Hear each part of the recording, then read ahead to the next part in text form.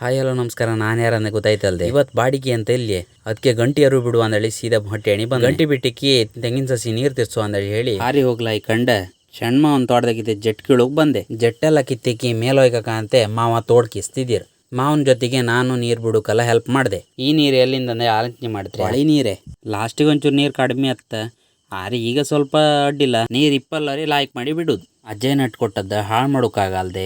ಈಗಳಿನ ತೆಂಗಿನಕಾಯಿ ರೇಟ್ ಕೇಂದ್ರ ತಲೆ ತಿರ್ಗತ್ತೆ. ಹಂಗೆ ಅವ್ರು ಮಾಡದ್ನಾರು ಚಂದ ಮಾಡಿ ಬೆಚ್ಕಂಬ ಅಂದಳಿ. ಅಲ್ಲಿ ತೆಂಗಿನ ಗಿಡಕ್ಕೆಲ್ಲ ನೀರು ಬಿಟ್ಟ ಐತೆ. ಹಂಗೆ ನಮ್ಮ ತೋಟದೊಳಗು ಸ್ವಲ್ಪ ತೆಂಗಿನ ಸಸಿ ಇತ್ತೆ. ಅಲ್ಲಿಗೆ ನೀರು ಬಿಡ್ಕಾರ ನಮ್ದು ಪಿಂಕ್ಲರ್ ಜೆಟ್ಟೆಲ್ಲ ಕೆಲವು ಕಿತ್ತೋಯ್ತೆ. ಅದಕ್ಕೆ ಗಮ್ಗಿಮೆಲ್ಲ ಹಾಕಿ ರೆಡಿ ಮಾಡು ಅಂತ ಹೇಳಿ ನಾನು ಸೀದಾ ಇಲ್ಲಿ ಬಂದೆ.